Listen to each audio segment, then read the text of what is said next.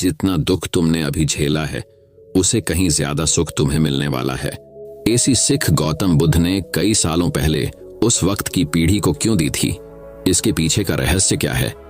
आज इसी रहस्य के बारे में हम गौतम बुद्ध की कहानियों के माध्यम से जानेंगे।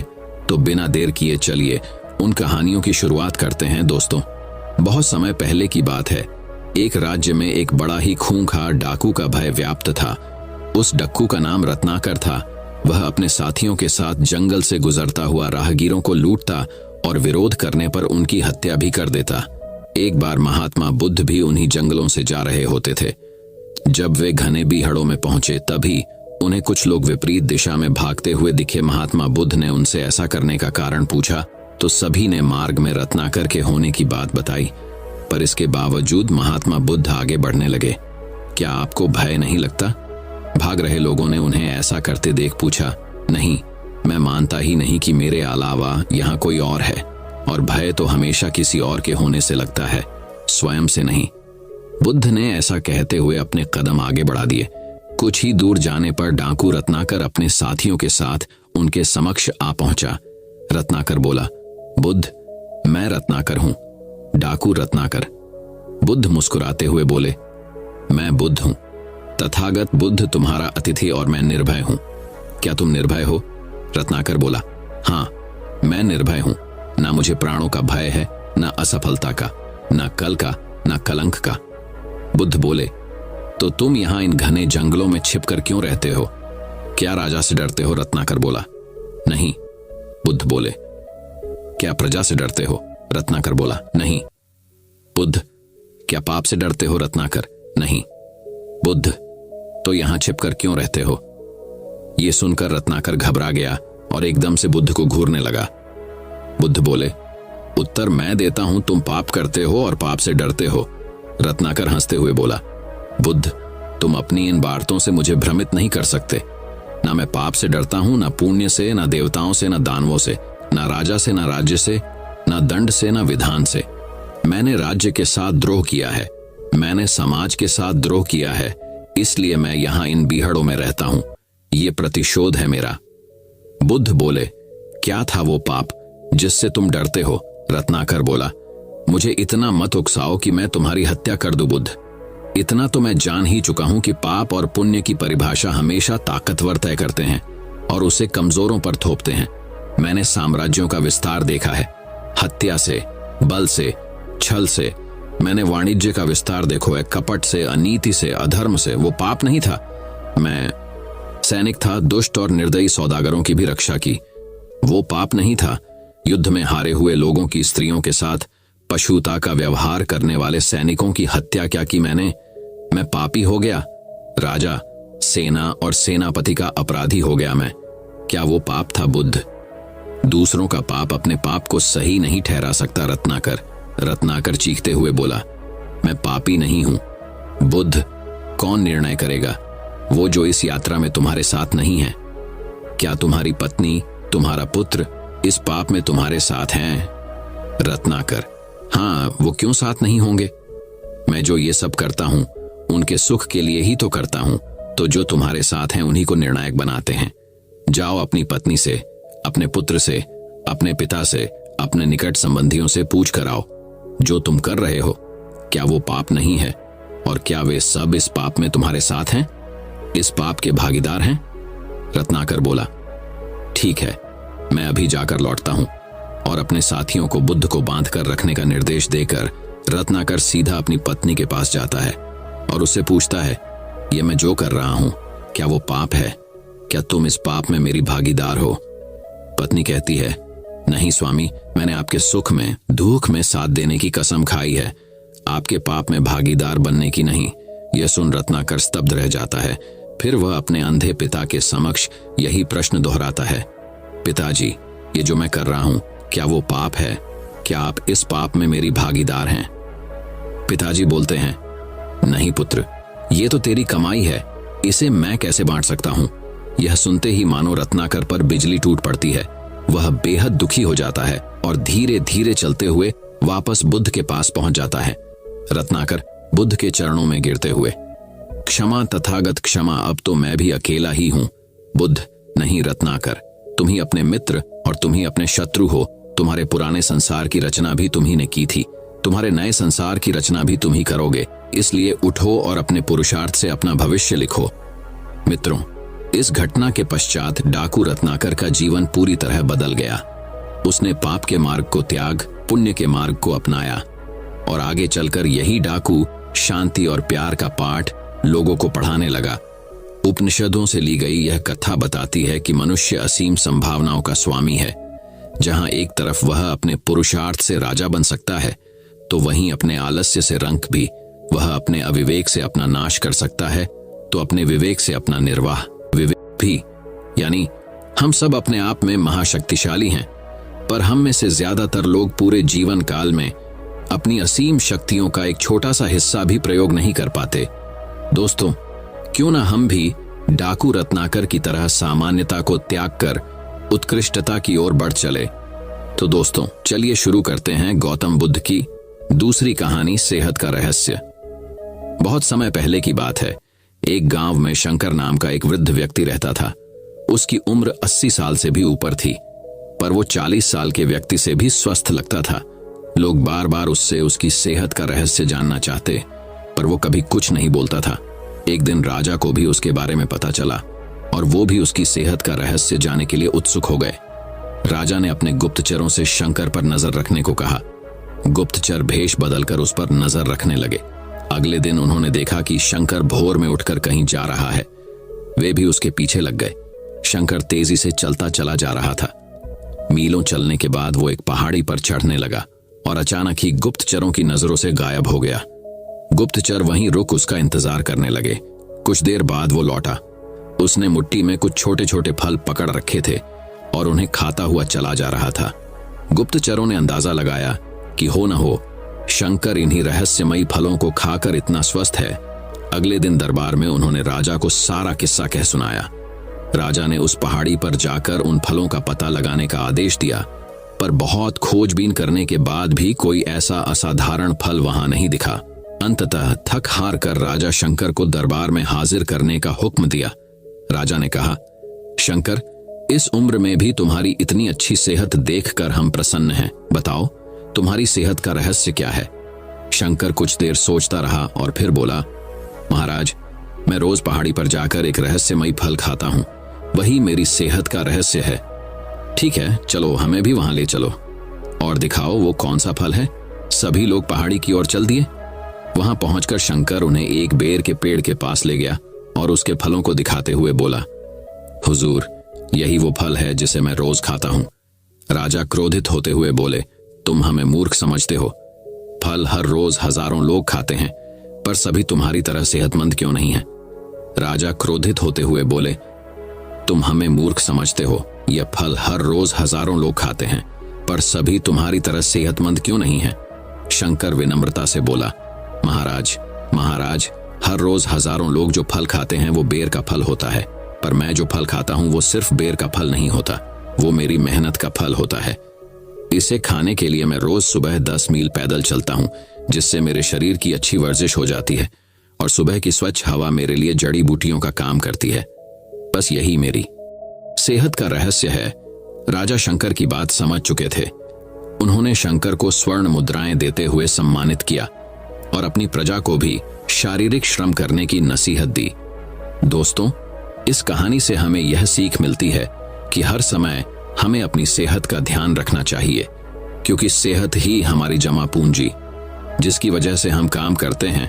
अगर सेहत खराब हो गई तो नहीं हम किसी काम को कर पाएंगे और ना ही कभी जीवन में खुश रह पाएंगे।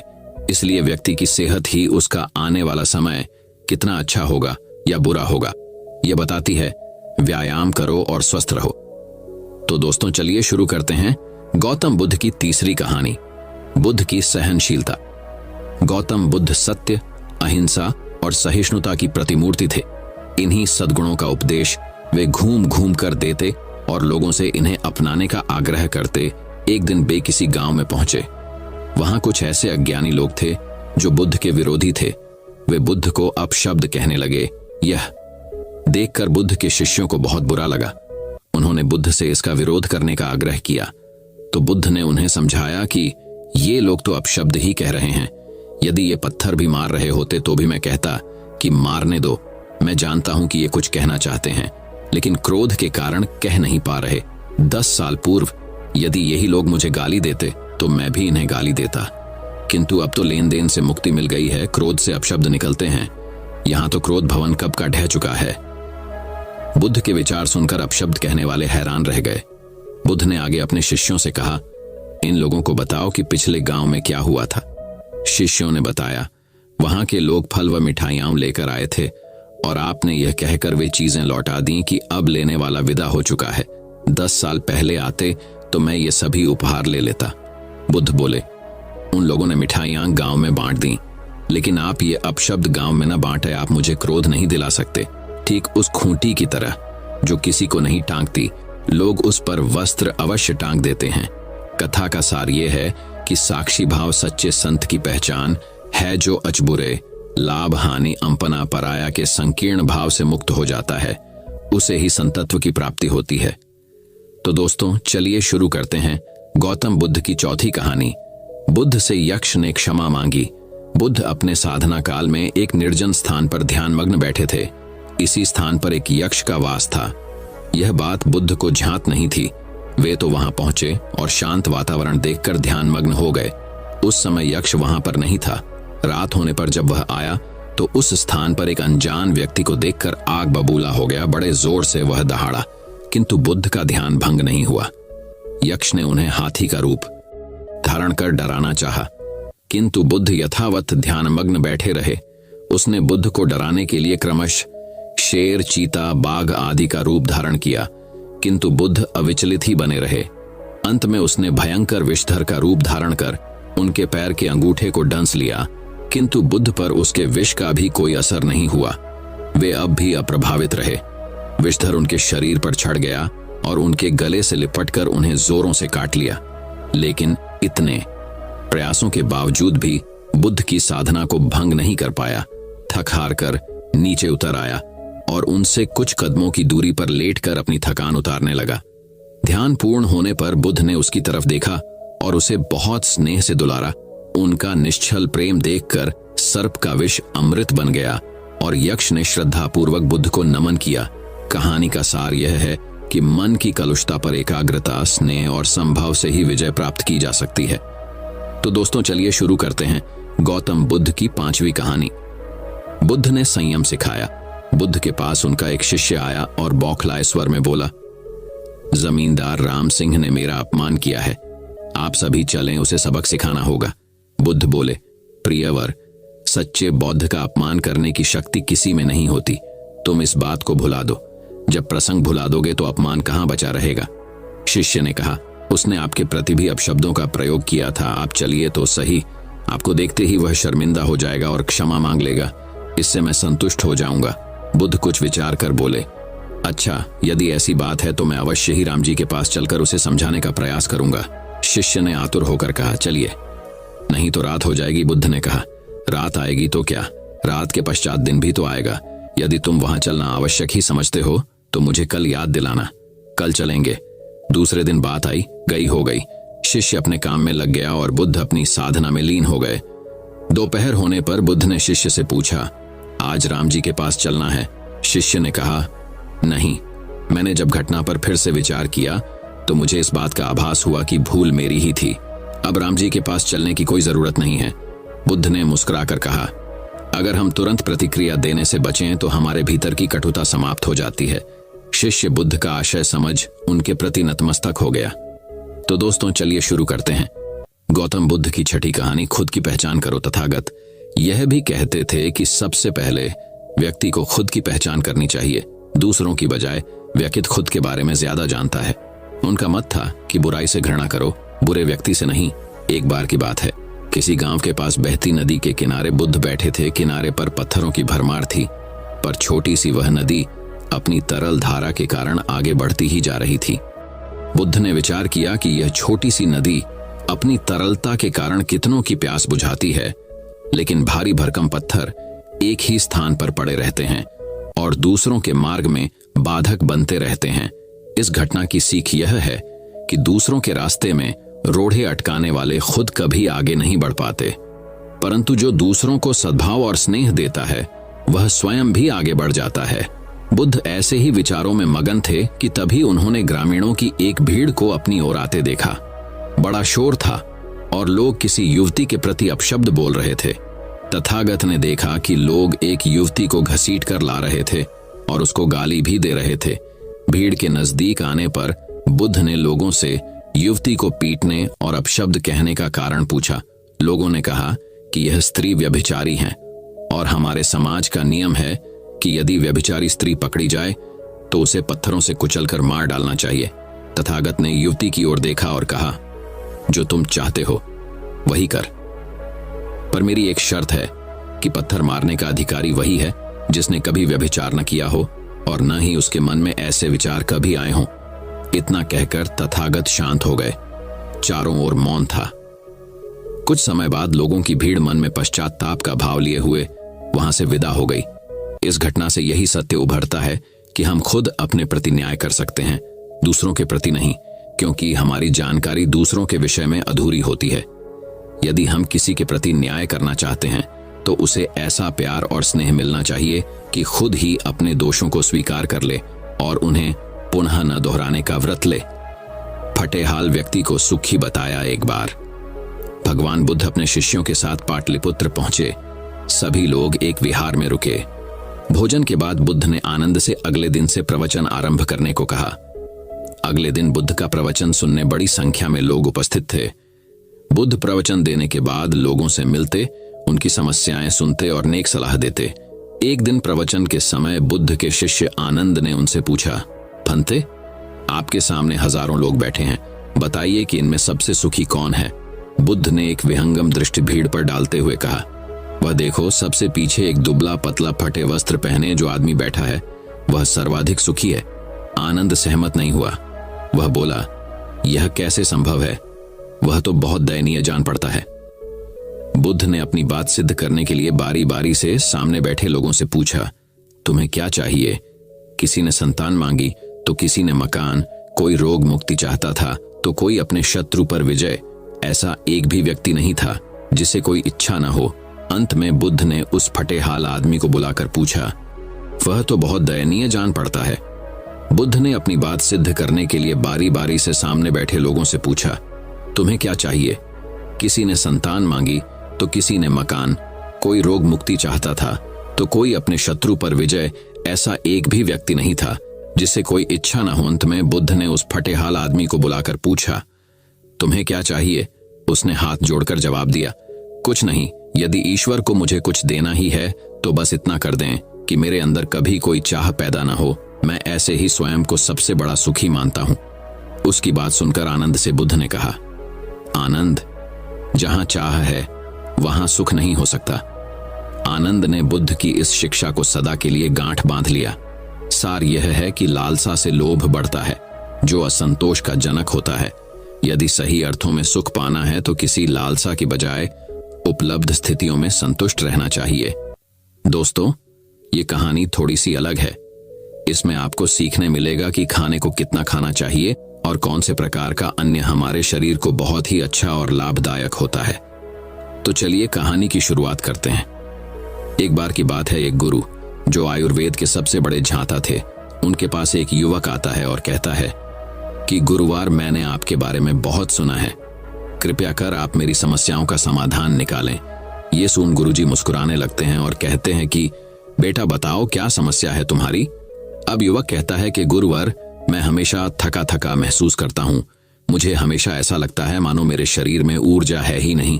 अभी मैं बस 25 साल का हुआ हूँ और मेरे चेहरे पर अभी से ही झुर्रियां पड़ने लगी हैं। मेरा दिमाग किसी भी कार्य में लगता ही नहीं। मैं दिन भर हमेशा आलस्य से भरा रहता हूँ। आधे से ज्यादा समय मैं बीमार रहता हूँ। मेरे शरीर में बहुत सारी बीमारियों ने घर बना लिया है। इसलिए आप मुझे कुछ ऐसा उपाय बताइए जिससे मेरे ज्यादा पैसे भी खर्च ना हो और मैं ऊर्जा से भरपूर रहा हूँ। मुझे कभी कोई बीमारी पकड़ तक ना पाए, मेरा शरीर शक्तिशाली बन जाए और दिमाग अच्छे से कार्य करें। युवक की पूरी बात सुनने के बाद गुरुदेव कहते हैं कि बेटा, आज मैं तुम्हें ऐसी 5 चीजें बताऊंगा जो आसानी से तुम्हें तुम्हारे घर पर ही उपलब्ध हो जाएगी। इसका नियमित रूप से उपयोग करने से न केवल तुम बीमार पड़ने से बचोगे, बल्कि उनका प्रयोग करने से तुम्हें कभी भी थका थका महसूस भी नहीं होगा। तुम पूरे दिन ऊर्जा से भरे रहोगे। लेकिन इसके लिए सबसे पहले आपको अपने शरीर के बारे में समझना होगा। एक्स, हमारे शरीर का प्रत्येक अंग, चाहे आपकी त्वचा हो, आपके बाल हो या आपके शरीर का कोई भी अंग क्यों ना हो, वह प्रोटीन से बना होता है। फलित चीज है। गुरु युवक को पहली चीज बताते हुए कहते हैं कि पहली चीज है पनीर। आप चाहे कितना आहार खा लो, आपको वह प्रोटीन नहीं मिलेगा जो आपको पनीर खाने से मिलता है। मार्केट में पनीर को पोषक तत्वों का खजाना बताया गया है। पनीर आपको सामान्य से लेकर गंभीर शारीरिक समस्याओं तक सिपचाता है। इसमें मौजूद होते हैं कैल्शियम, प्रोटीन, फास्फोरस, फोलेट इत्यादि न्यूट्रिएंट्स। प्रेग्नेंट औरतों और बच्चों के हेल्थ के लिए बेहतर होते हैं। इसमें मौजूद विटामिन डी और कैल्शियम आपको कैंसर के खतरे से बचाते हैं। इसमें मौजूद कैल्शियम और फास्फोरस आपकी हड्डियों को मजबूत बनाते हैं और आपको अन्य तरह की कई बीमारियों से बचाते हैं।